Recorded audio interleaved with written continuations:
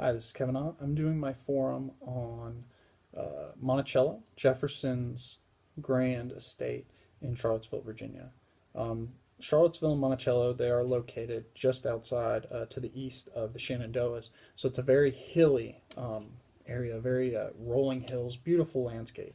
And Monticello stands for Little Mountain in Italian, and you can definitely notice why um, he chose that name, as it is located right at the crest of one of the large hills on his property.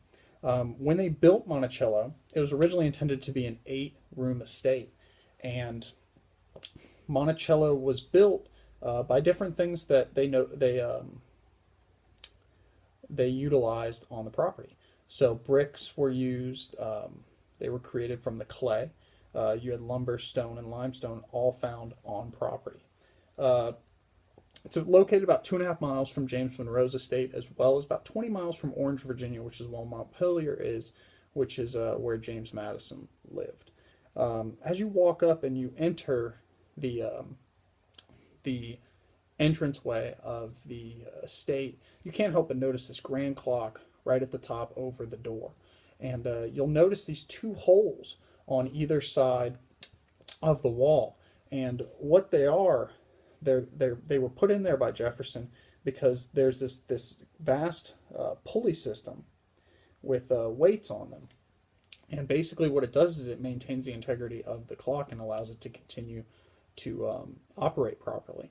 It's quite the invention, and one of the many inventions that you'll notice throughout Monticello.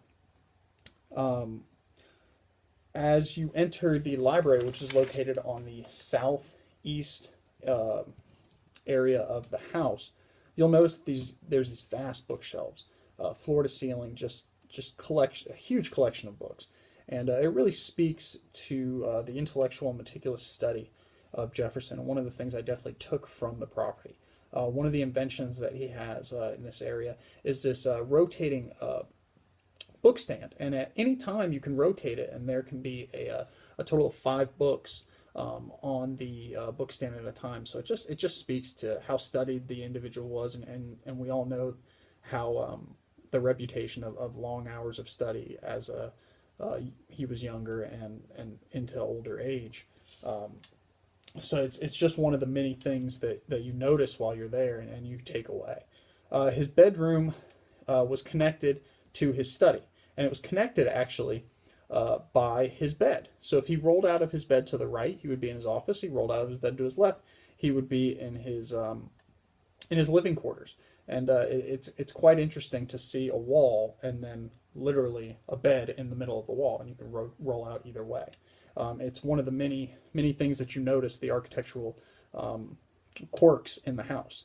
One of the other things that you notice in the study is his pantograph, which he is known to be a meticulous individual when it comes to keeping records of his correspondence, and this was a great way to do so. And he called it the finest invention of the present age. One of the other rooms that really were striking was the north octagonal room, which was the Madison room. And Madison, James, and Dolly would typically come and visit, and this would be their room. The bed was recessed into the wall, which was quite an interesting thing. And you can see from this octagonal design, you can see that popular forest influence. One of the things that the Jefferson Foundation has really started to emphasize as of late is the lives of slaves.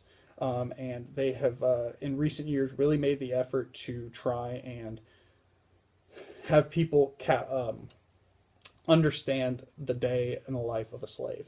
At any time during Jefferson's life, there were as many as 200 slaves on the property, 600 total throughout his lifetime. And one of the really cool things that they have recently uncovered is what they believe is Sally Hemings' living quarters, which was located underneath the house.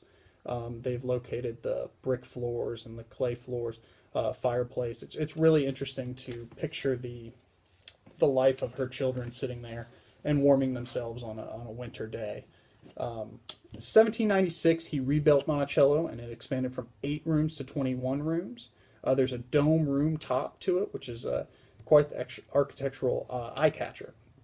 Martha Randolph sold the house in 1831. She sold it for $7,000.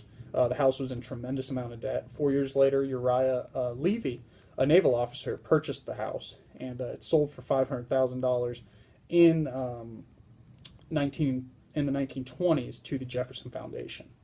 One of the things I definitely took away from visiting the Monticello last year was just the architectural influences, was the tremendous amount of invention and ingenuity that Jefferson possessed, and the efforts of the Jefferson Foundation have not gone unnoticed when it came to the understanding of the life of a slave. And I think it's definitely something that people can get a lot out of, and they do a great job of demonstrating that to visitors.